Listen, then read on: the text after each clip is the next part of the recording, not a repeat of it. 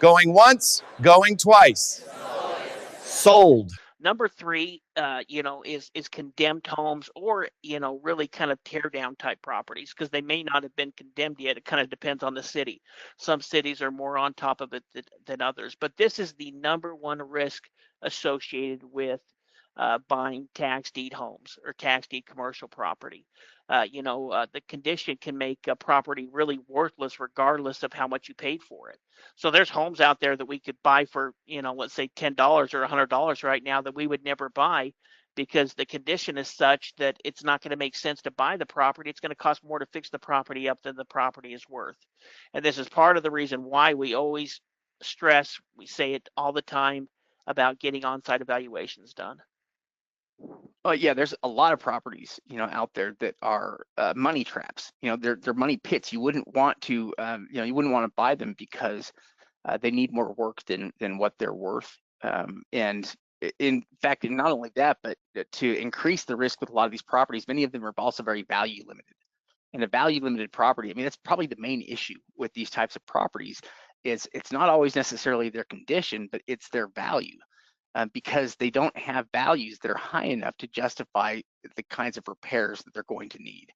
That's usually the biggest issue. I mean, we don't generally run into this kind of an issue with properties that are valued at $250,000, or a $300,000 property, or even even $150,000 property. A lot of times, you won't run into it so much with. But it's the properties that are under 100,000. It's properties that are valued at 60,000 or at 50,000. You have to be really careful, because obviously it doesn't take a whole lot of invested money, into a property like that before, you could exceed what the property is worth, and you're not necessarily getting your money out of it, that you're putting into it. That's the ultimate risk there, is that that you could have a property that could need $100,000 worth of work and still not be worth more than 80. Yeah, I was just trying to say that. Probably can't find it, but I was just reminded me of one of the properties that we went to, that you went out with some of the students and took photos of. There was a couple of homes by the lake, and remember how some guy had a shootout or something in, but the windows were all out. Oh yeah. It's amazing how many times that we'll go past and we'll view a property, or even our coaching students will, work with their coaches, go get photos of properties, and realize that, hey, we can't bid on this property. This is a serious mess. And then see people bidding on at the auction, and that the only thing that they've done is just check the Google Street View, which could be a couple of years old. And so a lot can change within that time. So, when we're looking at property, if we do see something like a sign in the property, if we're getting on-site evaluations, we'll look at that. In fact, it's something that we'll mention to people that we hire to go out and take photos. If you see a sign there, try to get a close-up of the sign, if you can, or a good photo, so that we can zoom in and see what that, and when I say sign, what I mean is kind of what we see here, some type of piece of paper that's been taped to the door, or the window, or something like that, that essentially is a condemned notice. Yeah, in fact, Daniel and Carla have, they say, before getting pictures, we usually call the county to verify if there are any condemned or demolition orders on, or any other red flags to avoid before spending the money to get the pics. And that's a great idea.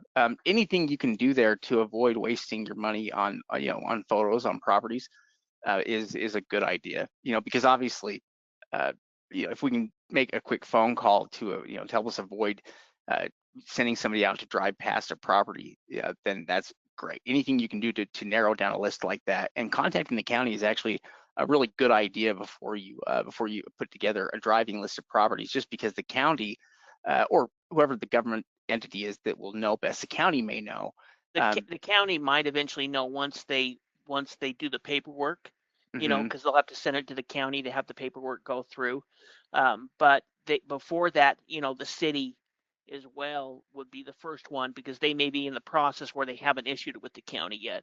So I think Yeah. that's a real good idea to give the county a call. You could also give the city a call as well, to see if there's any issues on the property. In fact, that's also a place where we can look for government liens, as well, and ask about those at the same time.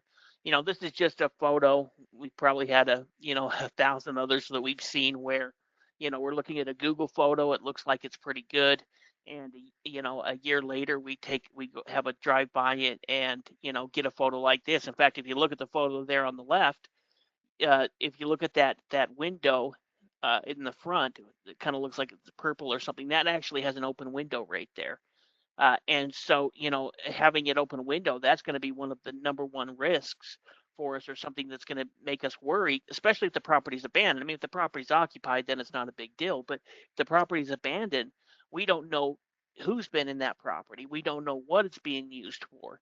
And so if this is a value limited property, unless we see a lot of other things that are good about the property, we're going to avoid it just based on the fact that the window is open and you know, it doesn't look like anyone's home. Yeah. In fact, you know, neighbors sometimes are such good sources of information. You know, if whenever we're out driving properties, it's always nice to talk to neighbors about properties, because they can tell you sometimes within just a few minutes, you know, details you wouldn't get anywhere else, and that you probably even have a hard time finding online. You know, they can tell you exactly what's going on here with properties. You know, also, you know, if you own properties in there as an investor, if you own a property there in the neighborhood, you know, you want local advocates. You know, you want somebody that feels comfortable sending you an email, or, you know, reaching out to you if there's something going on with your property, especially being an out-of-state investor. You know, those people are like gold to you, and they can actually make or break your investment in a lot of these neighborhoods. You know, I mean, if they want a property condemned, they can gripe to the county about vagrants being in it to the point where it will be condemned. You know, but at the same time, you know, they can also be a good watch out. You know, if you want to have somebody that can keep an eye out on properties, you know, good neighbors are worth talking to.